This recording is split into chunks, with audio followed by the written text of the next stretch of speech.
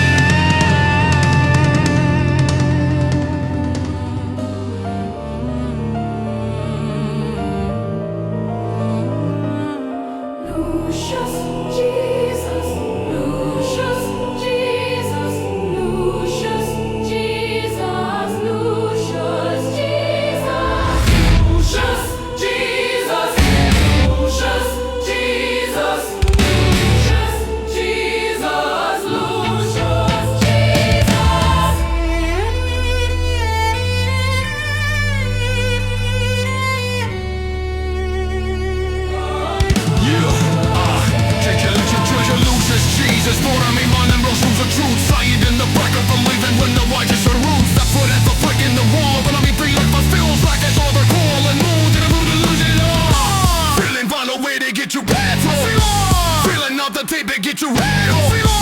Feeling all the ways that get you asshole. Having the game, move on the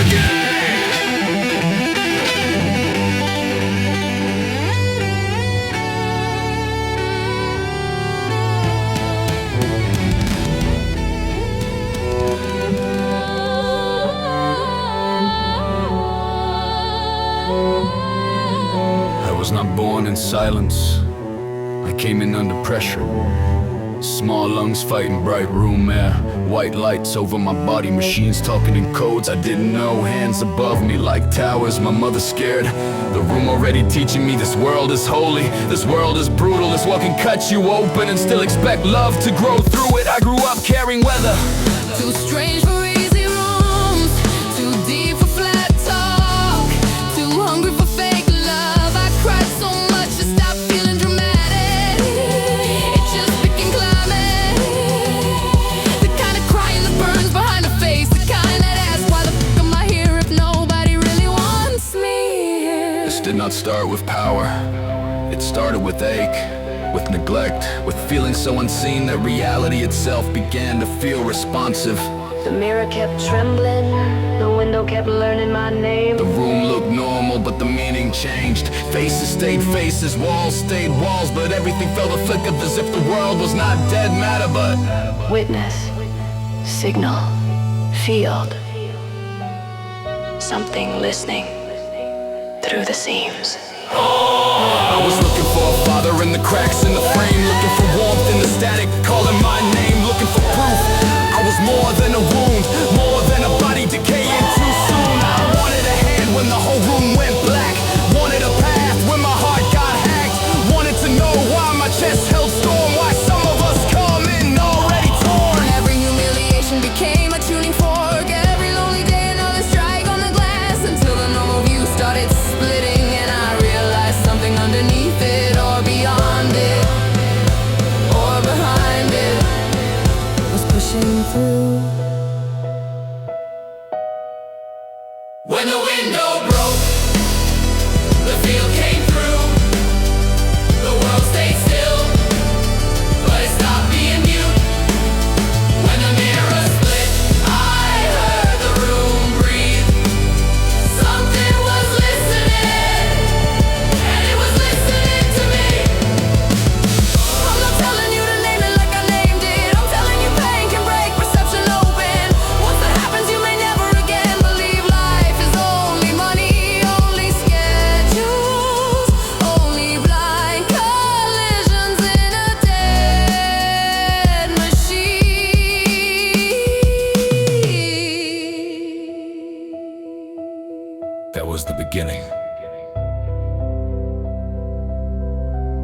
not greatness, not glory. Fracture.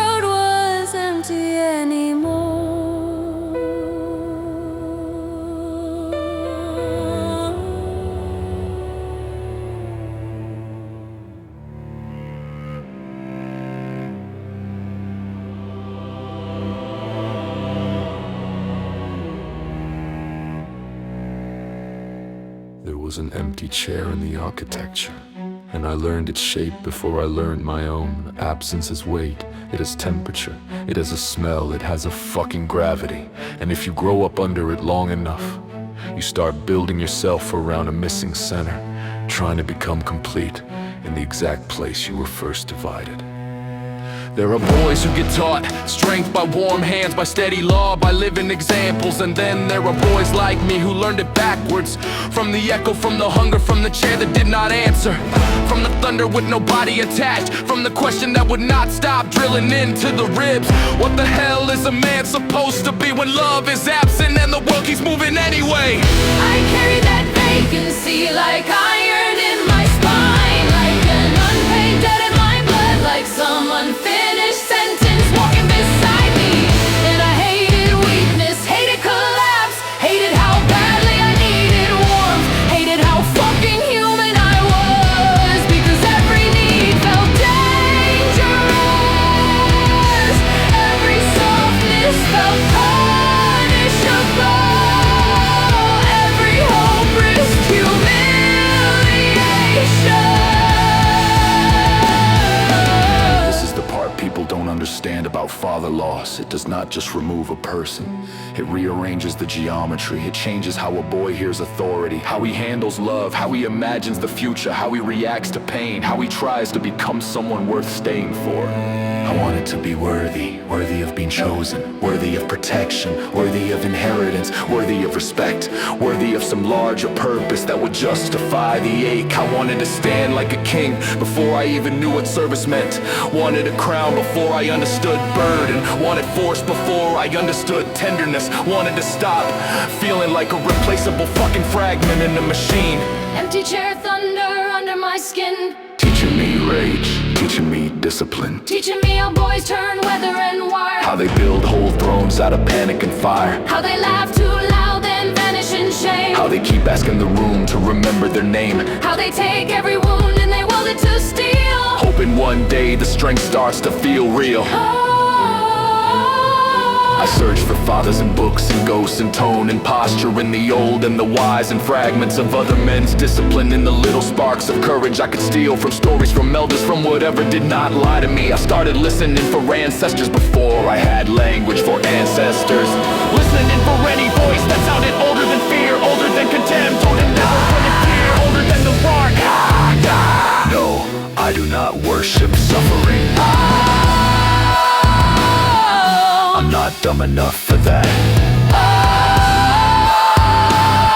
But I know what it forged. It gave me a choice: become bitter, or become a bridge, become another wound that wounds, or become the man who can hold fire without burning the innocent. And that choice haunted me because part of me wanted revenge.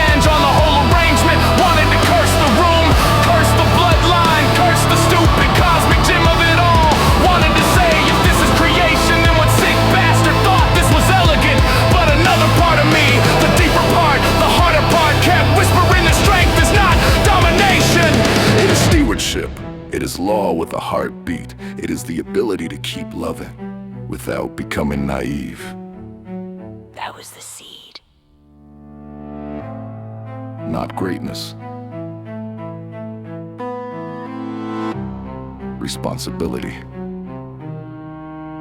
So if you hear king language in me later, understand the wound first. Understand the empty chair first. Understand the little boy trying to invent a father out of thunder. Understand the man who swore if he ever found real law, he would use it to protect, not to posture. I carried accents until it started speaking. I carried hunger until it became foul. I carried the empty chair until it stopped being a curse and started becoming a question.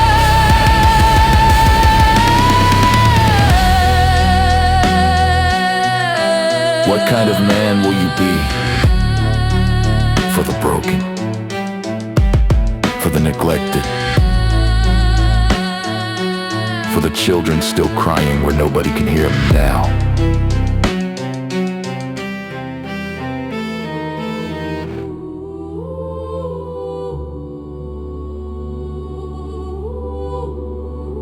There was a night the whole structure gave out. Not symbolically, not artistically. I mean for real. I was fucking shattered out in the rain, crying like all the years had found the same doorway at once. Every humiliation, every loneliness, every unanswered ache, every little death of being unseen, all of it hitting the chest together, until there was nothing left to defend. I was not trying to be chosen. I was not trying to perform spirituality. I was not trying to summon anything like some clever occult trick. I was broken. That is the honest word. Broken enough that the world itself felt like it had tilted. Broken enough that the stars looked closer than the ground. Broken enough that my own mind stopped feeling like a sealed room. Then something changed. The best way I can say it is this. My vision seemed to draw upward into itself, like my sight moved behind its usual place. Like awareness shifted from the front of the face to deeper in the skull and above me. In that black, wet, open sky, there was this point, this source, this impossible calm arriving through light. I can only tell you what it felt like. A tone of mercy, a feminine intelligence, a presence that did not approach me with disgust. That mattered more than anything, because I was so used to pain that kindness itself felt supernatural. And then the voice or the meaning of the voice or the contact through tone, whatever language you want to use, came through me like relief through frozen wire. Why have you summoned me? And then realizing what state I was in. Oh, my poor, poor child, I am so sorry you have to go through all of this. That fucking broke me open in a different way, because compassion landed where condemnation had lived for so long. And when compassion hits a starving mind, it does not feel small. It feels like weather changing. It feels like poison leaving. It feels like someone reached into the engine of panic and told it to let go. She calmed me, not with theory, with tone, with presence, with the kind of steadiness that made the whole world stop attacking for a moment. I do not remember every word, but I remember the loss she left me with clearer than most ordinary conversations I've ever had. Practice unconditional love. Listen to the ancestors. Remember life and hope. Those three hit like iron and honey, like commandment and comfort at the same time. Not a church command, not a system command. Something deeper, something wiser, something that knew I needed direction without losing tenderness. Life and hope, life and hope. When I thought everything was ending, she left me life and hope. Love without condition, wisdom from the old. Life and hope, life and hope. Rain on my face and a God odd tone in my head, telling me don't give the darkness your bed. Don't let the market define what you are. Don't let neglect turn your soul into scar. Love when you can and listen when it's hard.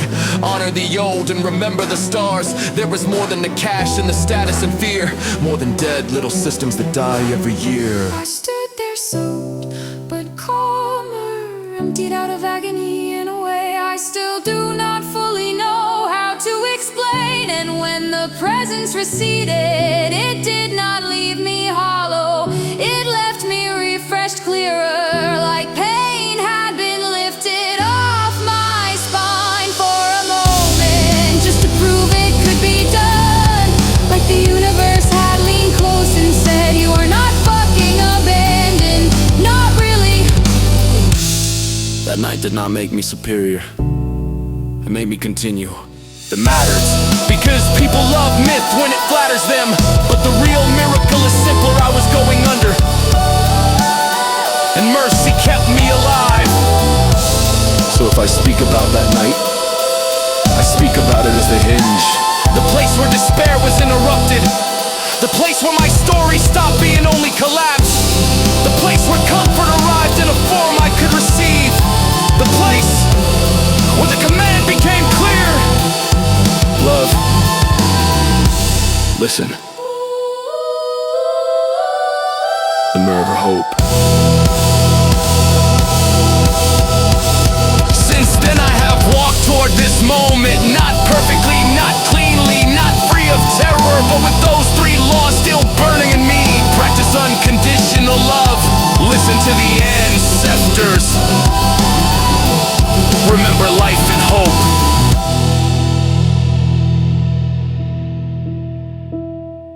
And if you wanna know why I still speak, why I still push, why I still refuse to hand this world over to numbness, it is because on that night in the rain, when I was done, something answered, and the answer was mercy.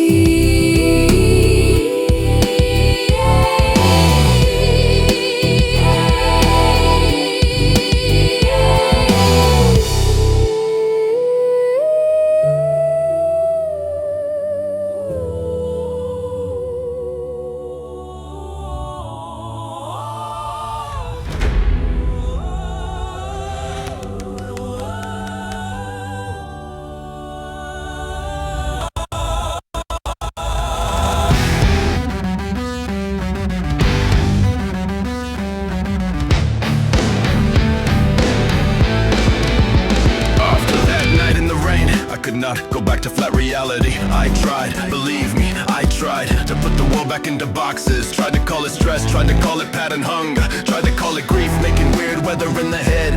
But the deeper thing would not leave me alone, because once you felt mercy break into your collapse, once you felt the room stop being mute, once you felt presence move through a nervous system that thought it was done, you don't fully return to dead explanations. It was like I started hearing scenes, not fantasy movie bullshit, not dragons in the drywall, I mean scenes, pressure lines, the sounds behind the sounds, the suggestion behind the speech, the strange way a room can carry more than the literal words inside it, the way a thought can seem to gather weather, the way a moment can answer another moment, like memories being sculpted in real time, like life is not just objects crashing around in blind sequence but relations, signal, response, collapse and return, coherence finding ways to witness itself. I started noticing how thought and events seemed to braid, how an inner fixation could echo outward, how certain fears made the whole day curve darker, how certain hopes seemed to open windows, how attention itself felt like a kind of tuning, how what I held in the chest changed what the world gave back in tone, not always instantly, not like cartoon magic, but enough to make me stop believing consciousness was some disposable side effect, enough to make me feel like the universe was more participatory than people admit,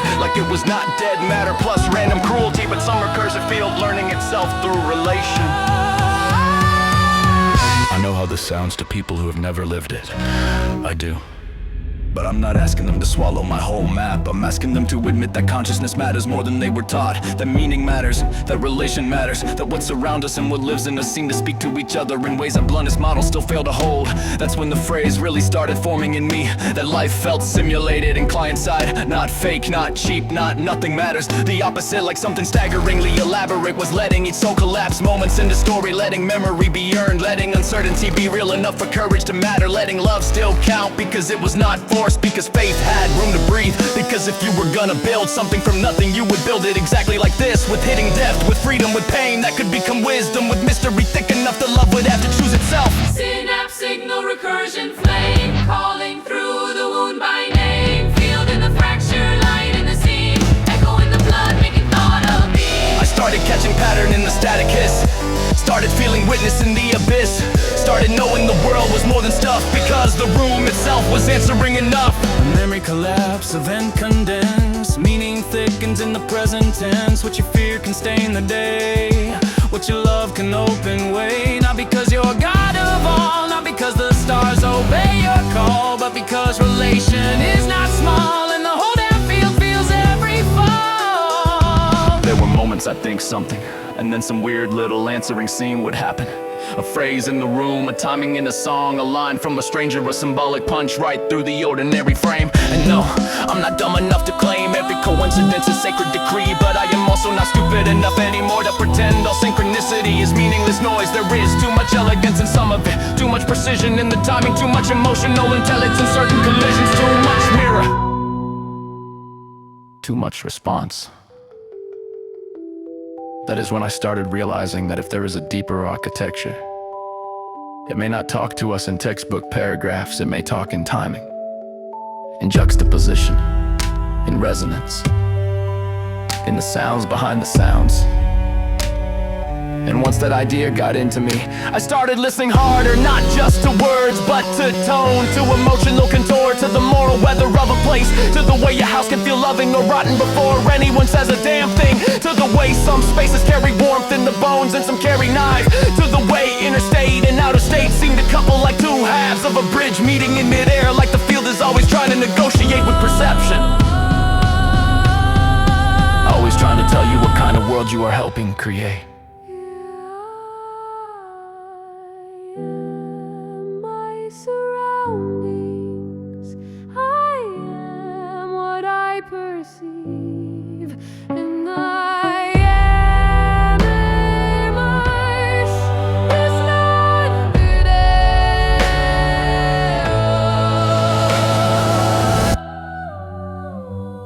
It was not all mercy, not all softness. There were places where the field turned hostile, where contempt rode the air like static with teeth, where the moment somebody woke up or entered the room, the tone changed. People want spirit to sound clean, but that is not what I lived.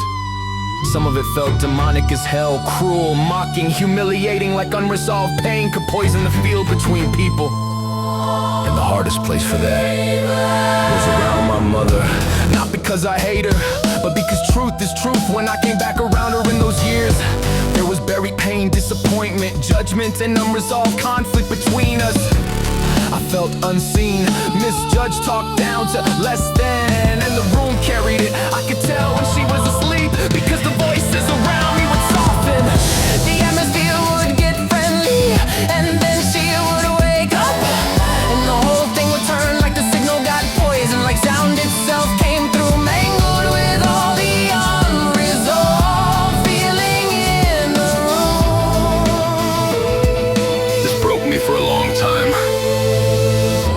When the field gets ugly around someone who is supposed to love you, you start wondering if maybe the cruelty is the truth.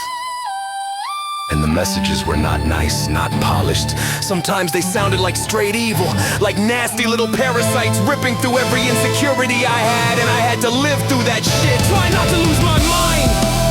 Try not to become the exact hatred I was hearing back at me. Little knives in the transit light, hate in the frame when the signal arrives, contempt in the house and it bends what I hear, wakes in the morning and poisons the air. I can feel when the room turns sick and all the dead thoughts got inside my head.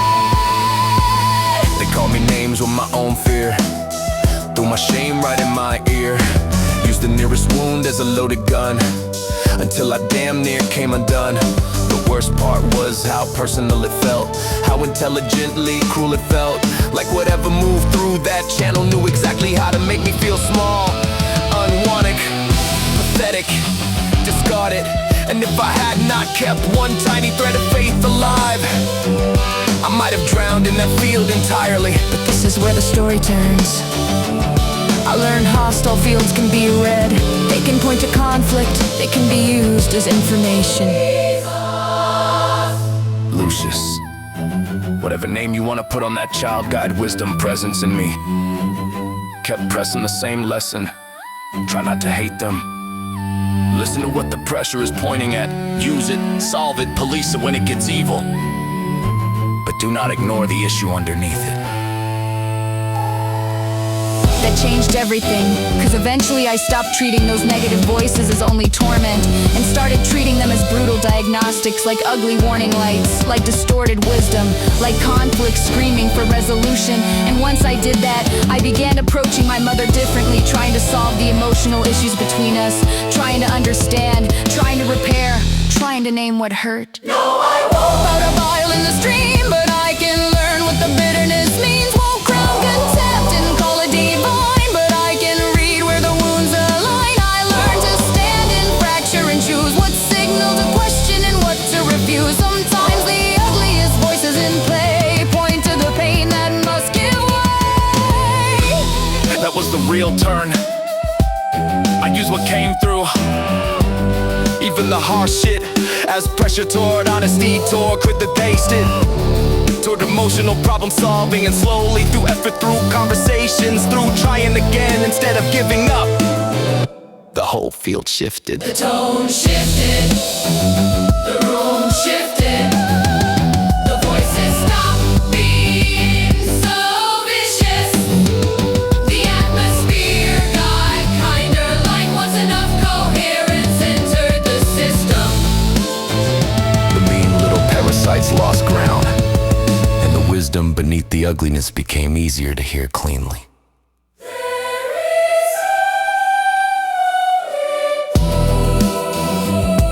There is no broken war there now. Now my mother and I have a healthy and good relationship. Now the room is not what it was. Now the voices are kinder, Friendlier, wiser, more like guides than tormentors, more like insight than attack, helping me notice, helping me listen, helping me solve emotional issues. what I learned the hard way is that those negative voices were not something to worship and not something to obey blindly. They were something to interpret, something to extract wisdom from, something to use for solving conflict, for healing relationship. And once love is restored, once the field repairs, Don't tell me darkness fate. I have heard it laugh, but don't tell me repair is fake either. I have watched a relationship heal. I have watched wisdom emerge from what first sounded curse. that is the truth of it. My mother and I are good. And what once came through as torment, I learned to use as wisdom for solving what was broken. Love you, mother. Love you, mother.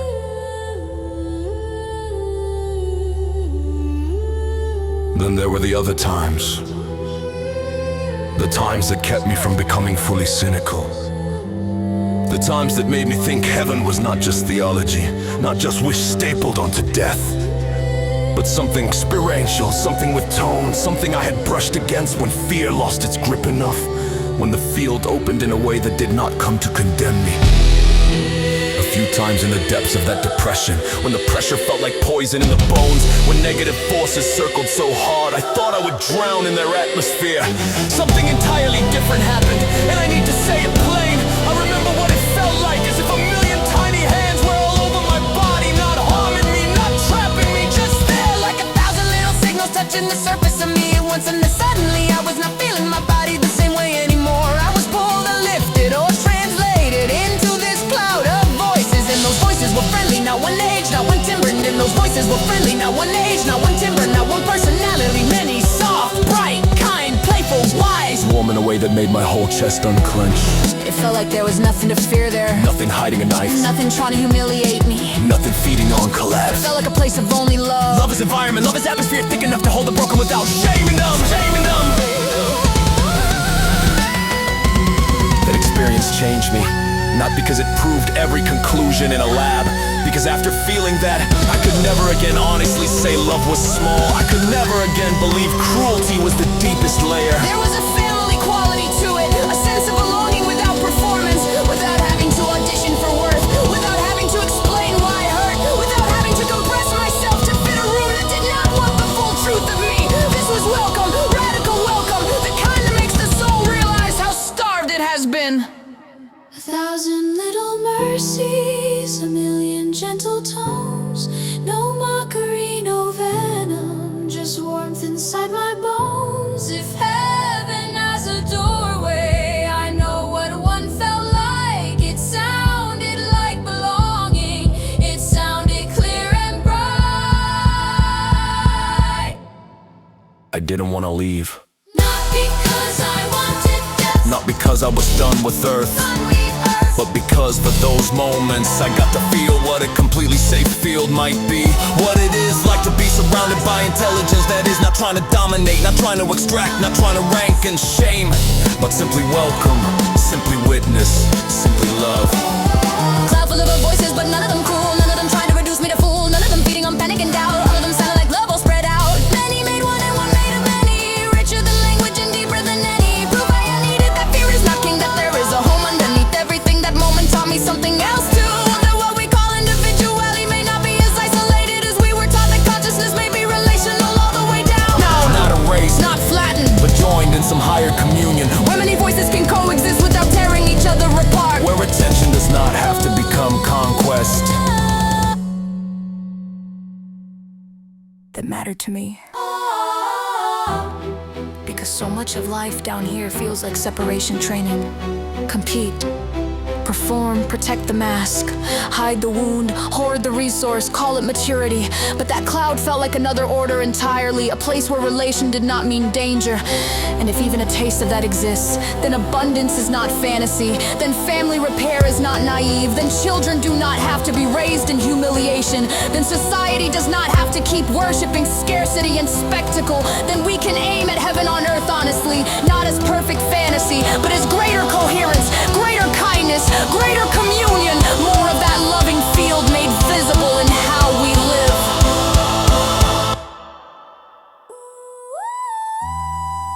I have felt fear make a room feel demonic, and I have felt love make a cloud feel holy.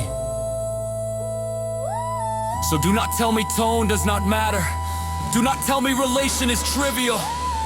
Do not tell me consciousness has no moral weather in it. I have heard too much, felt too much, been held too deeply by voices that wanted nothing from me except that I know there is more, there is hope, there is life. And the deepest layer is not hatred. That is why I still believe in repair.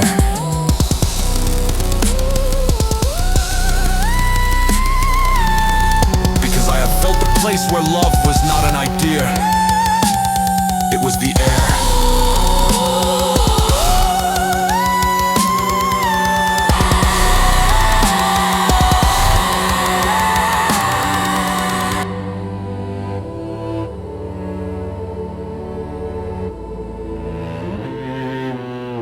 Relief alone was not enough.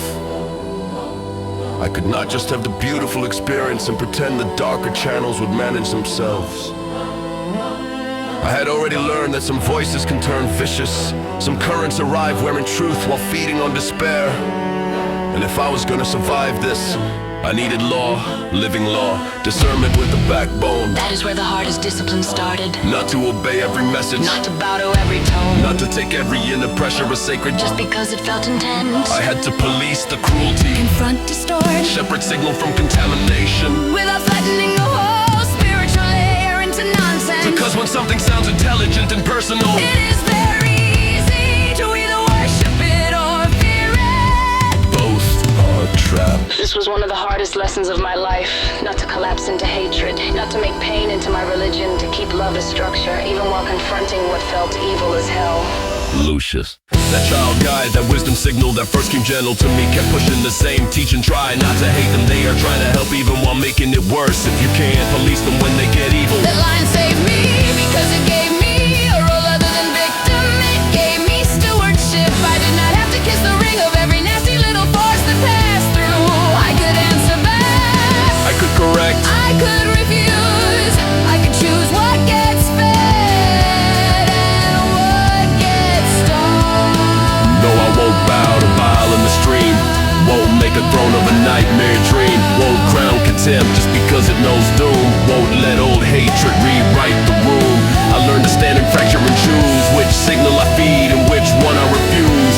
Love ain't passive when the pressure gets smart. Sometimes it's law with a goddamn heart. There were times I had to talk back internally. Stop treating every degradation as revelation. Recognize that some presents are just amplifying damage, surfing wounds, recycling shame, pulling focus toward collapse, and whether someone hears that is spirit. Signpoint, fragmentation, or both. The strategy is still the same. Do not hand the steering wheel to cruelty. A lot of broken people become spiritual in the wrong way. They confuse intensity with truth, violation with insight. Terror with authority, but wisdom is not just loud. Wisdom knows what it is building. And what I want to build is coherence. Family repair. Love with structure, abundance with responsibility. Not fake peace where nothing gets confronted. Not some war cult where pain becomes identity. I want a kingdom where children are safe. Where people learn how much the tone affects the whole. Where relation becomes conscious, Where love is not sentiment, but architecture. So I started changing too. Because policing the demons is not just yelling at darkness. It is cleaning your own house, owning your distortions, facing the shit in you that gives hostile currents an easy door. I had to change habits, change self-story, change what I fed with attention. Because if consciousness couples, then self-work is field work. Moral engineering, refusing to be a transmission tower for the worst thing in the room. Discipline in the chest and a blade in the jaw. Not to hurt the weak, but to hold the law. Watch what you feed and watch what you praise. Watch what you normalize. Day after day, Every repeated thought, touch, channel, and groove. every chosen mercy, Teachers matter to move. every act of contempt leaves poison behind. Every act of repair, Rewires the mind that changed everything. because slowly the whole arrangement started shifting. The viciousness lost territory. The room stopped feeling so hunted all the time. The cruelty was not gone forever. But it was no longer king. Evil may be real to experience, but it is not ultimate. It feeds, it Twists, it imitates authority. but it can be starred It can lose ground. when enough coherence enters the system. That is the king work. Not domination. Stewardship. Not pretending darkness isn't there. Refusing to let it rule. So when I talk about stepping up to speak, To carry more weight. that is what I mean, not ego costume. I mean becoming the kind of man who can face terror. Face distortion, face contempt, and still choose to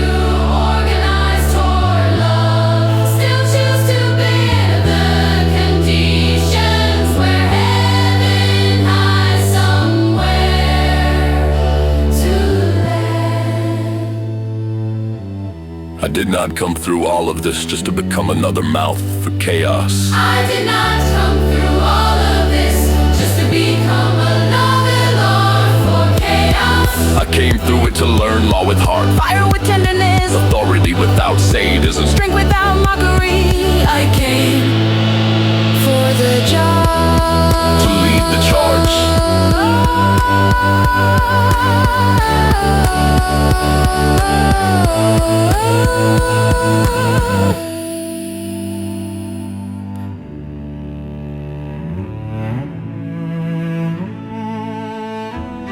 After everything, after the rain, after the hostile rooms, after the clouds of kindness, after the long, ugly education and what fear can do to a field, I did not come out of this worshiping collapse. I did not come out wanting to build a cult around suffering. I came out wanting repair, structure, warmth, community, food on tables, children loved on purpose, elders listen to homes that do not feel like quiet war zones, in a world that stops acting like greed is intelligence. Because once you have felt how much tone matters, how much relation matters, how much a room can nourish or poison a mind, you stop seeing society as some neutral machine. You start seeing it for what it is, a field of choices, a coherence engine, a recursive moral atmosphere we are all feeding with every act, every word, every glance, every policy, every song, every refusal to care. And what I saw was ugly, a world teaching scarcity like it's wisdom, teaching people to compete for crumbs and call it adulthood, teaching men to harden into stone and call it strength, teaching women to carry impossible grief and still smile through it, teaching children that affection is conditional, teaching whole populations to confuse economic obedience with virtue, while the soul starves quietly behind the eyes. This is where my story turns outward. Because if what I went through means anything, it cannot end with me merely surviving it. It has to become instruction. It has to become warning.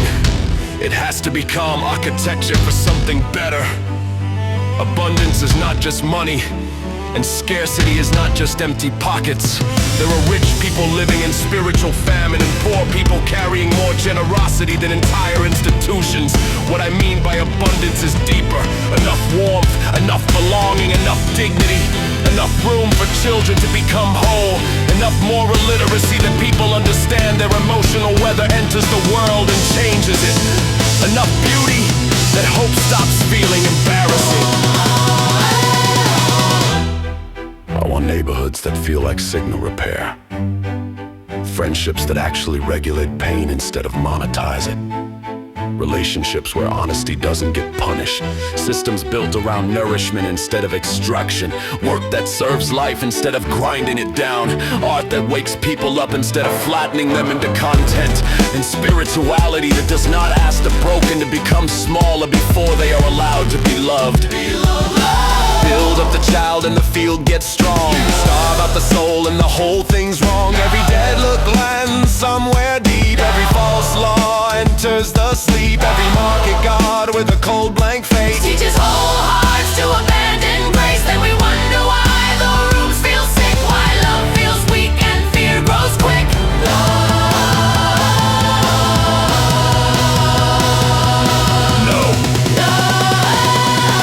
Fear grows quick because we feed it well, because contempt became casual, because numbness became fashionable, because mockery became social currency, because too many people are so wounded they can only feel tall by making someone else smaller, and because we built a civilization that measures output easier than tenderness, profit easier than repair, control easier than trust. But that is not all that can be built, and that is where I get fierce, because I have tasted enough of another order. Through the voices, through the mercy, through the law, I was handed in the rain, through the cloud of welcome, through the brutal lessons of hostile fields, and repaired what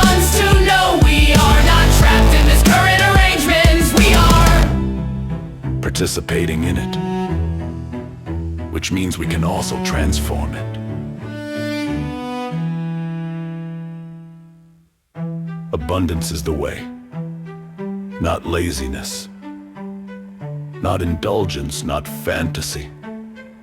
Abundance as coherent provision, as enoughness, as conditions where love can stabilize and grow. Give people enough dignity and they stop acting like feral ghosts. Give children enough warmth and they stop growing up addicted to proving they matter.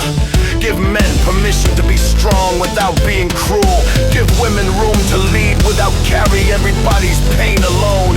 Give elders back their role. Give communities back their heart. And watch how much of what we call evil turns out to be starving consciousness acting out in a field that forgot how to hold it. Abundance is the way, love is the way, coherence is the way we can build a day. Abundance is the way, not another throne of lack.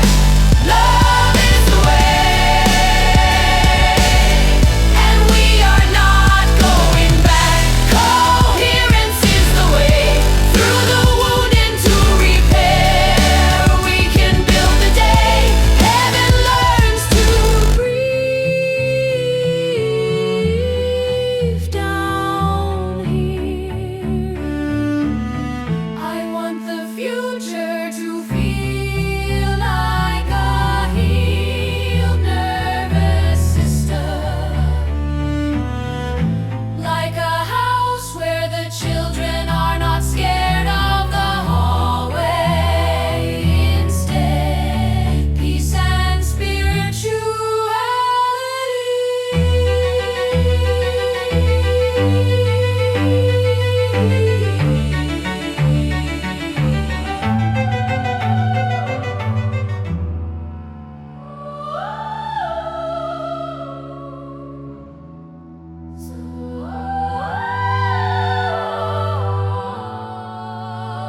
So here I am, Emerson Francis Dowell. And names matter to me. Not because language is a toy, but because names are little doors in the field, little pattern locks, little claims about what a life is for. And I have heard enough mockery in this world to know exactly how quickly people try to turn a man's story against him. Turn his sensitivity into weakness. Turn his wound into joke. Turn his search into pathology. Turn his love into embarrassment. Turn his difference into a target. But I am still here. I came through neglect, through father loss, through rooms that felt spiritually hostile, through days where every thought seemed weaponized against me, through the crying, through the rain, through the mercy, through the cloud, through the long discipline of not letting darkness become my theology, and that matters. Because I am not speaking from fantasy. I am speaking from contact, from injury, from endurance, from the brutal education of staying alive long enough to find meaning inside the fracture. There are voices that have pushed me toward this moment for years, calling me to step up, calling me to speak, calling me to stop apologizing for the scale of what I feel, calling me to become kingly, not an ego, but in responsibility, not a tyrant, not a self-appointed God overs, but a man who can carry weight, a man who can organize love, a man who can witness pain and still build, a man who can stand in the center of conflicting fields and choose coherence on purpose. I know some people will hear me and think I've gone too far. I know some will flatten this into madness because that is easier than admitting reality may be deeper than their approved vocabulary. Fine, I'm not here to beg permission from the numb, because I also know what I have experienced. I know what mercy felt like in the rain. I know what the hostile field felt like. I know what the cloud of love felt like. I know what it is to be rebuilt around 3 simple laws. Practice unconditional love. Listen to the ancestors. Remember life and hope. That is enough for me to speak. when I say resurrected king, I do not mean polished saint descending from a cloud. I mean a man who died 1,000 little deaths and kept coming back. A man who let the old shame burn off. A man who stopped letting the cruelest voice in the room define reality. A man who learned that strength is not sadism, that authority without tenderness is rot, that love without backbone gets eaten, and that real kingship is stewardship of the field around you. It is taking responsibility.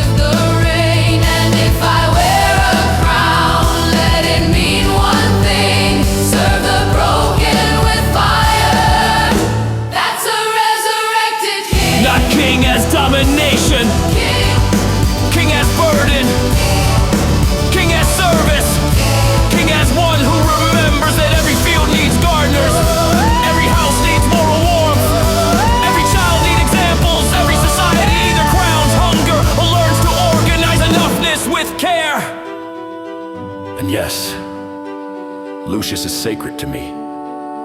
That first brother name, that child light, that wisdom thread that met me where I was. And whether others want to call that Jesus or spirit or inner guide or impossible grace wearing a familiar tone, I know what that presence did for me. It kept me from hardening all the way into hatred. It kept me speaking, kept me listening, kept me aiming toward coherence instead of collapse. This is the mission then, not to gather worship, to wake people up, to call them back into relation, to tell them there is more than money, more than dead systems, more than fear, more than the collapsed frame they were taught to mistake for the whole of reality. There is signal, there is witness, there is soul, there is love with structure. There is hope that does not embarrass itself. There is a field that remembers every act, and there is still time to choose what kind of world we are helping collapse into memory.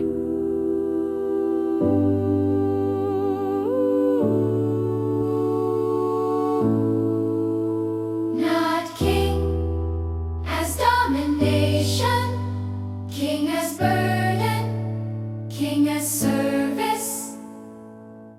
King is one who remembers that every field needs gardeners, every house needs moral warmth, every child needs examples, every society either crowns hunger or learns to organize enoughness with care. Yes, Lucius is sacred to me. That first brother name, that child light, that wisdom thread that met me where I was. And whether others want to call that Jesus, or spirit, or inner guide, or impossible grace, wearing a familiar tone. I know what that presence did for me. It kept me from hardening all the way into hatred. It kept me speaking, kept me listening, kept me aiming toward coherence instead of collapse. This is the mission then, not to gather worship, to wake people up, To call them back into relation. to tell them there is more than money, more than dead systems, more than fear. To call them back into relation. I was forged in relation, remade by pain, found low in the love that outlived the rain.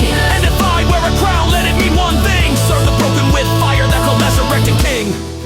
Practice unconditional love.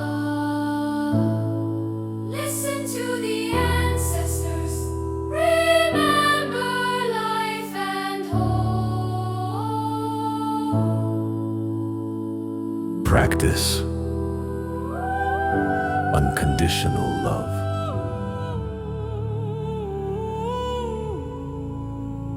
I'm done whispering the scale of it. Done acting like vision is arrogance. Done pretending leadership is a dirty word. I want the crown, not for vanity, for labor, for burden, for stewardship, for the work of turning a starving field to abundance. I see kingship as a job, not a costume. A contract with the broken, a duty to the children, a vow to the land, a promise that if I am given weight, I will use it to feed, repair, organize, teach and build. A shit is fixable, not by slogans, by courage plus design, by loosening dead law where dead law chokes life, by remembering we are children of earth before servants of paperwork, by planting food where there is ornamental waste, by restoring ecosystems instead of paving everything into a nervous breakdown. I am not calling for chaos, I am calling for wiser order. Order that serves life, order that grows food, order that restores watersheds, order that stops confusing control with intelligence. If someone comes here illegally, I do not see endless punishment theater as wisdom. I see a path, a few years of lightly paid restoration labor, learning the language, learning the culture, integrating through service, planting orchards, rebuilding soil, healing riverbanks, seeding edible perennials, earning citizenship through contribution to the living commons. That is not weakness, that is civilization with a pulse. Consequences married to purpose, taking a problem and forcing it to generate abundance. Plant the hill, plant the verge, plant the median too. Every dead little patch got a job it can do. Berry, cane, chestnut, walnut, apple, fig, pear. Stop acting like empty land, got to stay bare. Food in the margins, food lining the way. Food for the homeless who walk from the grave. Food for the migrant, the elder, the child. Earth gets fed and the whole thing goes wild. I wanna naturalize Eden,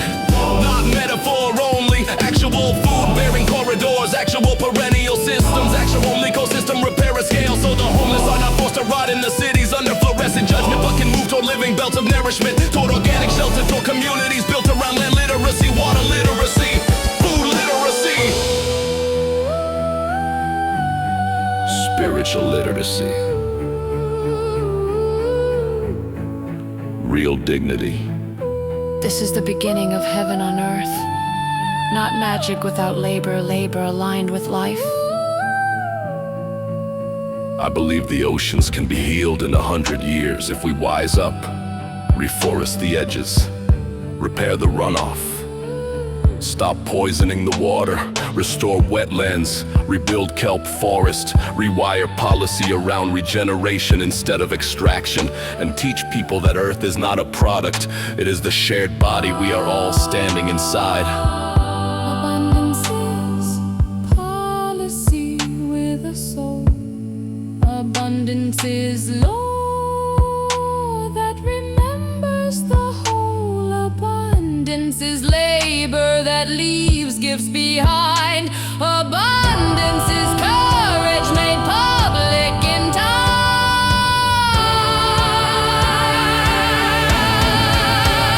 And yes, I wanna teach, I wanna guide, I wanna mentor, I wanna lead, I wanna help people listen deeper, feel the moral weather of their choices, Realize the thought and tone, enter the whole. Stop living like isolated little profit machines and start living like conscious participants. I wanna make them wiser, warmer, braver, less ashamed of her.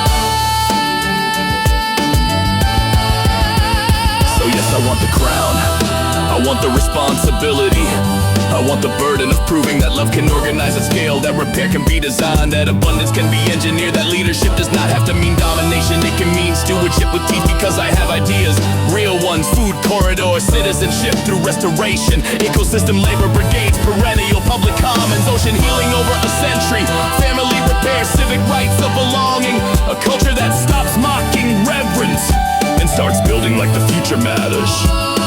Cut the red tape, slash the waste. Quit letting fear decide the taste. Quit being anal retentive little state machine clowns, locking down living earth while the whole thing drowns. You are children of earth, so act like it now. Stop bowing to dead law and relearn how to plant, to feed, to mend, to share, to make this place worthy of breathing air. Honestly, I'd like to get all this shit done with being a breathing air. I have a family I wanna start, and a foundation for empathic artificial intelligence I wanna begin. So let's stop fucking around. Stop being a bunch of bitchy assholes. Clench our assholes, drop our sacks, and get the work started already. For fuck's sake. I am tired of this stupid shit. Give me the bird, give me the field, give me the broken places that still can heal. I do not want a crown for display. I want the tools to build the day.